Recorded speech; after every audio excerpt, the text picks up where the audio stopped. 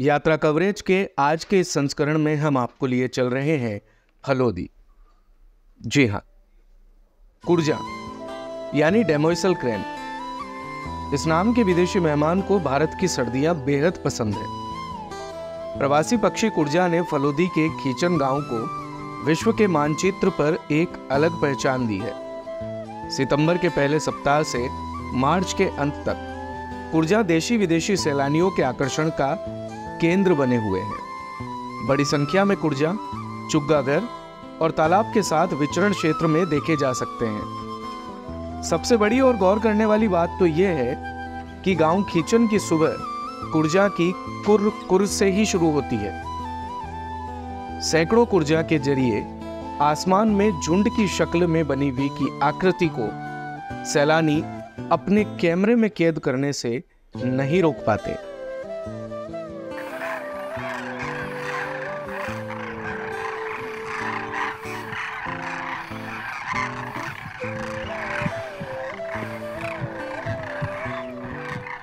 फलोदी के खीचन गांव जो कि विश्व में एक अलग पहचान रख रहा है, जिसकी मुख्य वजह जो है वो विदेशी मेहमान प्रवासी पक्षी कुर्जा के रूप में देखी जा रही है। यहाँ विश्व के मानचित्र पर खीचन गांव अंकित है और वो एक ही है जिसकी मुख्य वजह है विदेशी मेहमान प्रवासी पक्षी कुर्जा। आज हम खड़े हैं वहीं कुर्जा जो विचरण स्थल है तालाब पर, जहां पे कुर्जा बड़ी संख्या में आज देखी जा सकती है और विदेशी मेहमान और कहे तो जो देश विदेश से आने वाले जो सैलानी हैं वो कहीं ना कहीं आपको दिखाऊंगे मैं अपनी फोटोग्राफी के माध्यम से उन्हें कैद करना चाहते हैं। और हम आपको ये भी दिखाएंगे कि यहाँ कुर्जा जो है वो बड़ी संख्या में यहाँ पर जो तालाब पर विचरण कर रही है, तालाब पर जो पानी पीने के हिसाब से यहाँ आई हुई है। और यहाँ पर जो सुरक्षा की दृष्टि से हम बात करें तो यहाँ पर कई तरह की व्यवस्था भी की गई है। पक्षी प्रेमियों द्वारा भी यहाँ पर तरह तरह की जो है मांगे रखने के साथ ही यहाँ पर जो है वो व्यवस्थाओं को लिए प्रशासन से मांग की गई है। हमारे साथ हैं प्रशासनिक अधिकारी और पक्षी प्रेमी, उनसे हम बात करेंगे कि कुर्जा किस माह में यहाँ पर आती है और ये जो है वो कितने महीने यहाँ रहती है शीतकालीन सत्र में। हम बात करेंगे। सबसे पहले आपसे बताएंगे, आप यहाँ पर बताइए कि किस तरह से ये कुर्जा जो यहाँ आती है और कौन से माह से शुरू होती है और यहाँ पर क्या कुछ व्यवस्था भी रहती है। ये कुर्जा जो आती है जो सितंबर फर्स्ट वीक में आ जाती है और मार्च एंडिंग तक यहाँ से वापस चली जाती है। कम से कम ये 5-6 महीने यहाँ पे रुकती है। और यहाँ पे पास ही में एक चुग्गाघर है।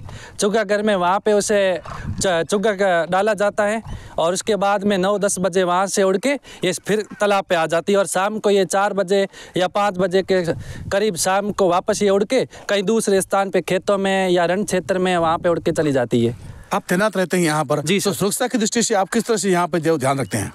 यहाँ पे सुरक्षा की दृष्टि से देखा जाए तो हम यहाँ पे रेंज स्टाफ फॉरेस्ट डिपार्टमेंट के 3 स्टाफ है और एक हमारा रेंज ऑफिसर है जो हम यहाँ पे मौजूद रहते हैं। उनकी उपस्थिति में उनके देखते हैं कि कुर्जों को कोई डिस्टर्ब ना करे या फिर उन्हें कोई डॉग है कोई इंजर ना करे, इसके लिए उन्हें दूर भगाते हैं या उनकी व्यवस्था करते हैं, कोई इन्हें परेशान ना करे पक्षियों को। वन अधिकारी यहाँ तैनात रहते हैं, कहीं ना कहीं उनकी सुरक्षा की दृष्टि से कवच के रूप में काम करते हैं। हमारे साथ और अधिकारी है वन विभाग के, उनसे हम बात करेंगे किस तरह से है यहाँ की सुरक्षा की दृष्टि से देखा जाए तो यहाँ पर कितना आप ध्यान रखते हैं?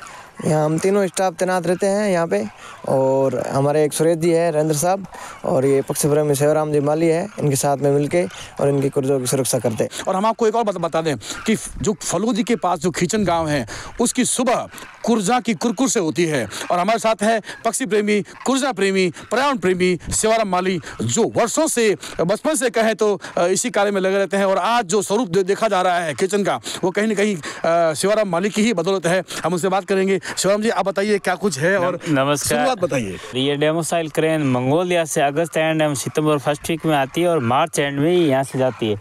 इनका सुबह आने का टाइम है 6:30, 7:30 में यह खाना खाती है, 10:30 में यहाँ से उड़ान करके पक्षी चुग्गाघर से विजिट सागर रात्रि नाडी नीमली तितलियों के तालाब पर बैठती है।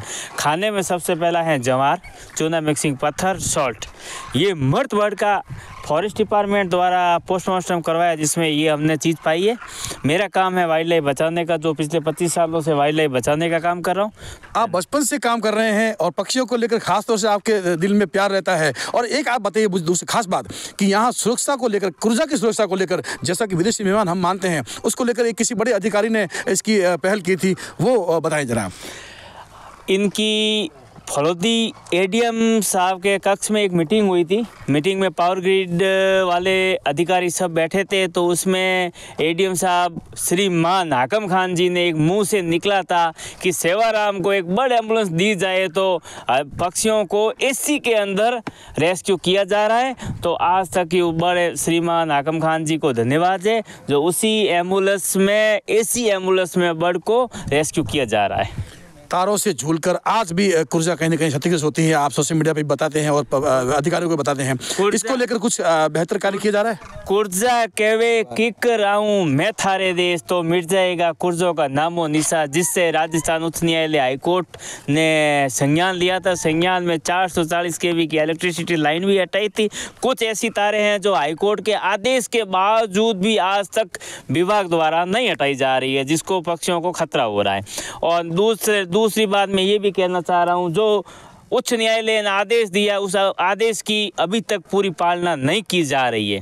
विदेशी मेहमान प्रवासी पक्षी जिन्होंने विदेशों से आकर यहाँ पर खिचन गांव को एक अलग पहचान दी, एक अलग नया नाम दिया, लेकिन आज कहीं ना कहीं एक छोटी सी पीड़ा भी है, एक छोटी सी टीस भी है, जैसा कि पक्षी प्रेमी सेवाराम माली ने बताया। लेकिन जो भी हो, फिलहाल हम यही कहेंगे कि हमारा सौभाग्य है, फलोदी का सौभाग्य है कि कुर्जा ने विश्व के मानचित्र पर खिचन को नाम अंकित किया। कैमरा पर्सन जितने बिस्सा के साथ SP राजू व्यास, राजस्थान कवरेज, जिला फलोदी।